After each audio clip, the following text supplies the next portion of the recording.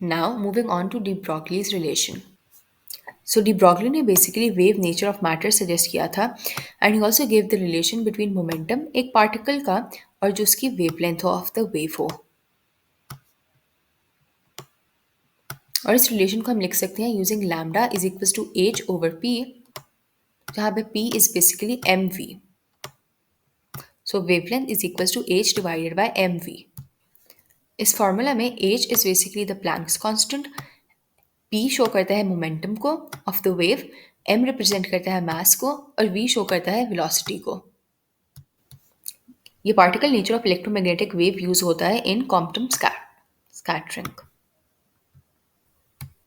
सो जो particle nature of light है, for example a photon, उसको हम यूज कर सकते हैं कोलिजन स्टडी करने के लिए बिटवीन एक्सरे फोटॉन्स और स्टेशनरी इलेक्ट्रॉन्स के, और ये डेमोन्स्ट्रेट होता है थ्रू द कॉम्पटन इफेक्ट।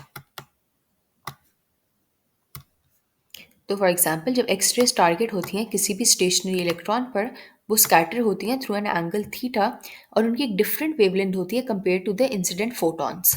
तो जो ये चेंज इन वेवलेंथ होता है अपॉन कोलिजन, इसको हम एट्रीब्यूट करते हैं momentum of the energy packet से या फोटॉन से, बिकॉज उसके पार्टिकल नेचर ऐसा है।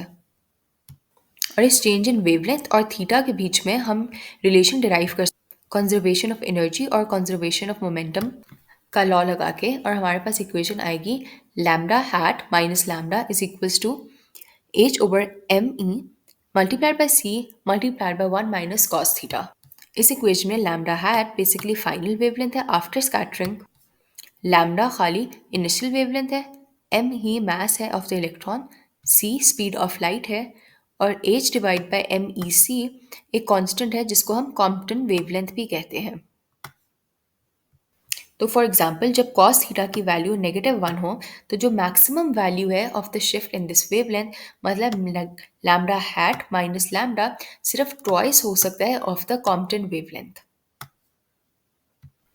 और इस पॉइंट पे थीटा इज 180 डिग्री, और मिनिमम तब होता है 0 जब कॉस थीटा होता है 1, so theta over here is equals to 0।